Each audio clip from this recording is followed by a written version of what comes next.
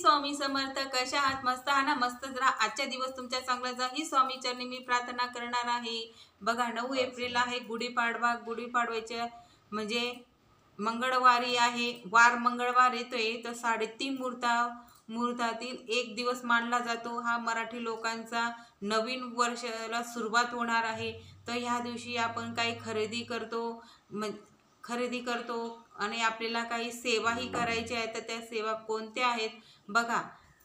पूर्ण दिवस हा शुभ मानला जातोय, म्हणून आपण गाडी, बंगला, सोने, चांदी, तांब्या पितळाची भांडी आपल्या परिस्थितीनुसार आपण घ्यायचे. पूर्ण दिवस शुभमुहूर्त आहे आणि आपल्याला सेवा काय काय करायची आहे तर बघा. आपल्याला त्या दिवशी खूप धावपळ होणार आहे, म्हणून ब्रह्ममुहूर्तावर उठायचे. आपल्याला सप्तशतीचा पाठही करायचा आहे. ज्या महिलांना जमत असेल त्यांनी सप्तशतीचा पाठ लवकर उठून पठण करा. आपल्याला पठण करायचं आहे. आणि जर सप्तशतीचा पाठ पठण होत नसेल तर सिद्धिका कुंजिका स्तोत्र तुम्ही 11 वेळा पठण करा. 11 वेळा पठण केला म्हणजे सप्तशतीचा एक पाठ होतो. तेवढंच जेवढं फळ सप्तशती वाचून होणार आहे तेवढंच फळ आपल्याला सिद्धकुंजिकाचं स्तोत्र पठण केल्याने मिळणार आहे आपल्याला.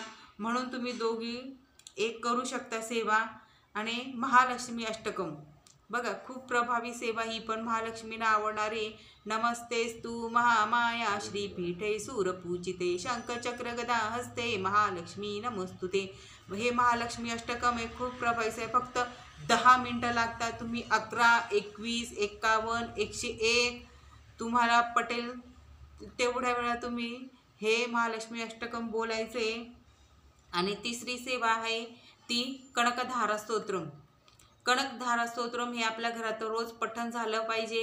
3 वेळा तरी, 2 वेळा तरी दिवसभरामध्ये. पण आपल्याला या शुभ मुहूर्तात, गुढीपाडव्याचं मुहूर्त शुभ म्हणजे अशा शुभ दिनी आपल्याला महालक्ष्मीची जास्तीत जास्त सेवा करायची असते. कारण की लक्ष्मी ही आपल्याला सर्वांना प्रिय असते. लक्ष्मी अखंड म्हणजे लक्ष्मीचा वास अखंड आपल्या घरात राहण्यासाठी आपण ह्या शुभ दिवशी ह्या सेवा केल्याच गेल्या पाहिजे आपल्या घरामध्ये. तर तुम्ही कनकधाराचं स्तोत्र हे 11 वेळा, 21 वेळा, 51 वेळा, 101 वेळा तुम्हाला जमेल तसं करा तुम्ही. आणि आपल्या म्हणजे स्वामीची सेवा करून तर आपल्याला चालणार नाही आहे. स्वामीची सेवा तर आपली चालूच आहे. स्वामी चरित्र सारामृतचे पाठ आहे म्हणजे आपले सुरूच आहेत. ज्यांचे चालू नसतील त्या दिवशी महिलांनी त्या दिवशी पाठ करा स्वामी चरित्राचा. जेवढं तुमच्याकडे पठण होत असेल तेवढं करा. माळ जप करा, तारक मंत्र करा. तारक मंत्र 11 वेळा, 21 वेळा पठण करा. आपल्याला ह्या सेवा करायच्या आहे बघा. अजून महालक्ष्मीला आवडणारी कुंकुमार्चन.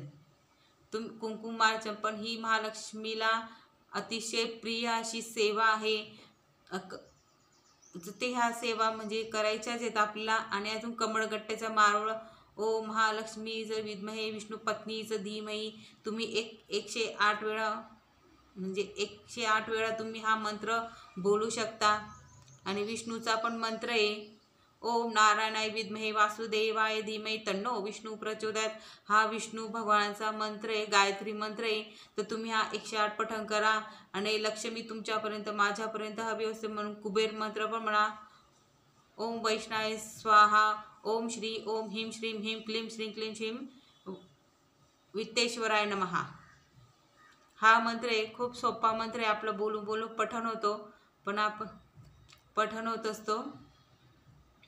तर तुम्ही या सेवा करायला चुकवू नका. शुभ मुहूर्त आहे. म्हणजे अशा जास्त वेळ केला नाही चालेल, पण शुभ मुहूर्तावर तुम्ही जास्तीत जास्त महालक्ष्मीची सेवा केली पाहिजे. आपल्या घरात झालीच पाहिजे. आणि आपल्या कुलदेवीची सेवा आपण करणार आहोत. सप्तशतीचा पाठ, सिद्धकुंजिका स्तोत्र आहे. आणि नवार्ण मंत्र पण तुम्ही 108 वेळा बोलू शकता. ओम ऐं ह्रीं क्लीं चामुंडाय विच्चे हा 108 वेळा तुम्ही बोलू शकता. तुमच्याकडून जितक्या सेवा होत असेल तितक्या करा तुम्ही. आवर्जून करा. लक्ष्मीचा वास अखंड राहणारच आहेत.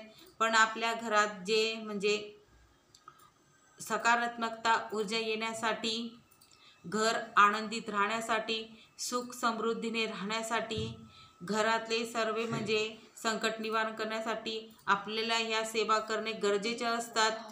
म्हणून आजच्या व्हिडिओ बघा, मला जेवढं माहिती होतं मी तुमच्यापर्यंत माहिती पोहोचवण्याचा प्रयत्न केला आहे. करायला सेवा तुम्हाला करायच्या आहेत, आवर्जून ह्या सेवा करा. म्हणजे तुम्ही जर व्हिडिओ आवडत असेल तर लाईक शेअर सबस्क्राईब करायला विसरू नका. श्री स्वामी समर्थ.